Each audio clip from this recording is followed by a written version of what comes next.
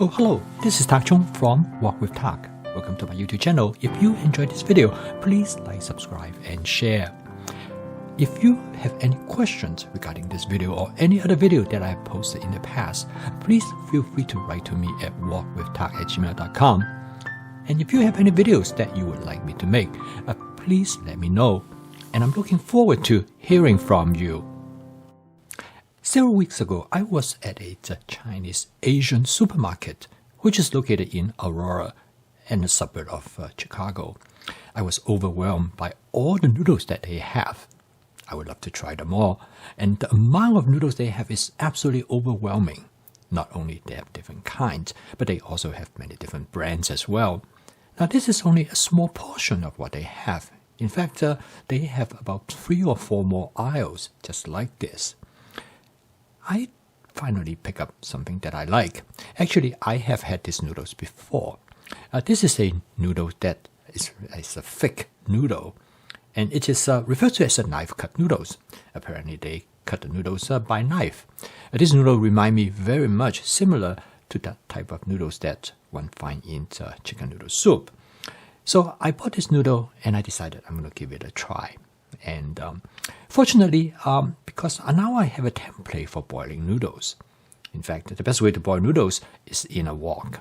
My 14-inch stainless steel wok is the perfect for this purpose. The wok has a large opening, so it is easy for you to manipulate the noodles. And furthermore, the water do not boil over. And so I can boil the entire package of noodles, which is about 1 pound. And this makes it easy. Now, it turned out that noodles actually are really quite good as a shelf life in terms of storing in the refrigerator. You can store noodles usually up to about maybe 10 days. So you will always have noodles available to you. Now, boiling noodles basically is the same for all different kinds of noodles. The major difference is the timing. Some noodles require longer time to boil. The thicker the noodle, the more time that it takes. Now, usually the package provides some instructions, but I normally do not. I just boil it until it reaches the texture that I want. Most time when I boil noodles, I try to boil it to a texture of al dente, because a lot of time I will cook this noodle again, and so keep it a bit firm actually is a good idea. This noodle is very easy to boil, even though it is very thick. It took about maybe 6 to 7 minutes. Now, when you boil noodles, the best thing to do is that to use a pair of tongs. So this way you can mix up the noodles. I try to mix it all the time, because if you don't, the noodle settle at the bottom of the wok is going to get burned, as like you would in any sort of a spaghetti pasta pot. Once the noodle reaches the texture that I want, I plunge them into a bowl of cold water. I'm very lucky that I pick up this huge colander, which works really nice, because it will allow me to have plenty of cold water. This will stop the noodle from cooking almost immediately. It worked really well. I use these noodles and to cook a stir-fry noodle dish, or perhaps you can call it a pan-fried noodle dish. And this is a type of noodle dish that's very popular when I was growing up in Hong Kong. And this kind of noodles, sometimes they use rice noodles.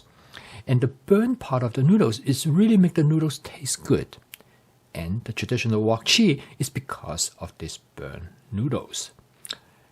Now I'm going to cook these noodles in my Cucina 14-inch stainless steel wok. Now I really like this wok because it has a large flat bottom surface. So this way you can lay out the noodles and you can let the noodles to char. And this provides a very convenient way. Now, this wok has to be seasoned. I use my spot seasoning method to create a non-stick cook surface. Now, noodles is notorious for burning and stick to the bottom of the wok. In order to avoid that, the best way to do it is just like when you cook fried rice. Store the noodles in the refrigerator after you cook them and keep them there for about 24 to 40 hours. Actually, the longer is better. This will dry out the noodles. And once they dry out, they will not stick and burn. And you can see, and it works really, really well. Now, again, this is a basic template for frying noodles. In fact, you can use this template to fry any kinds of noodles you want, including spaghetti pasta noodles, angel hair noodles. But different types of noodles fry differently and have different flavor. And of all the noodles that I have fried, this is probably right on the top. I really like this. At this point, I use my wok spatula just to check. If any noodles stick to the bottom and burn, the wok spatula used as a scraper that will allow me to scrape off the noodles that has burned on the surface of the wok. So a stainless steel wok spatula is really handy. Now, I love this particular wok spatula because it is very sturdy.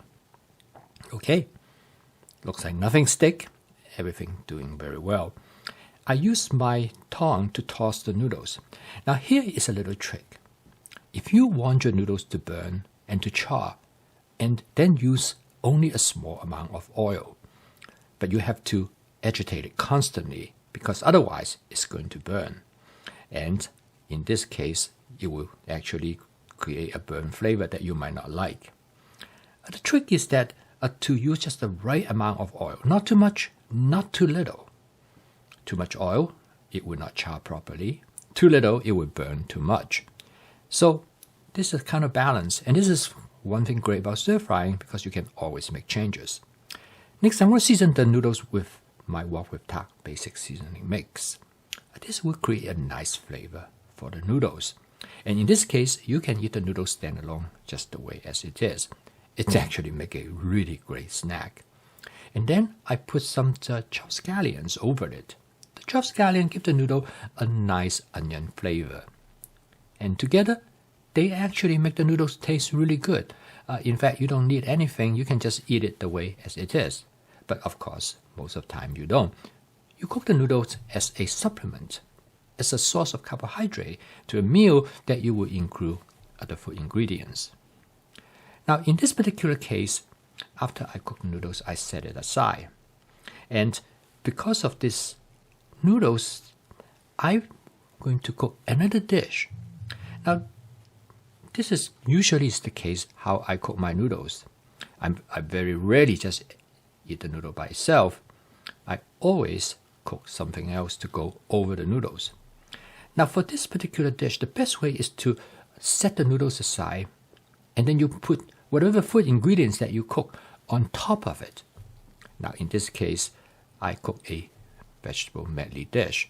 This vegetable medley dish includes Brussels sprouts, broccoli, carrots, yellow squash, and I also cook some shrimp to go with it.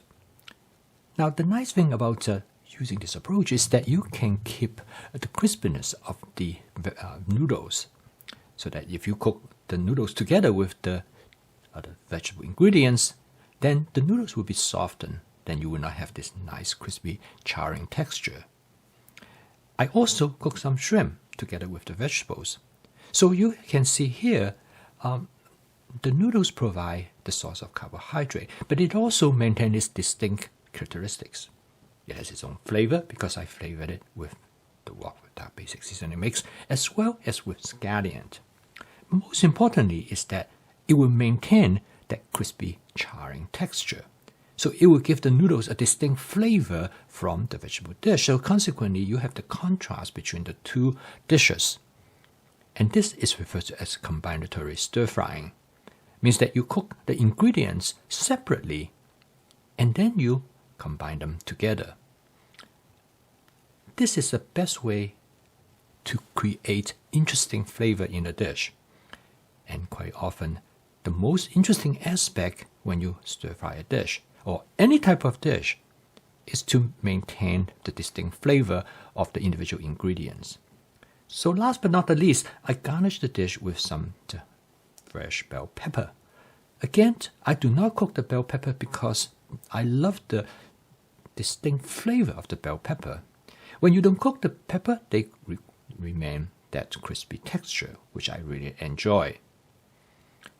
Now, I post a video each day because I want to show you it is possible to cook every day.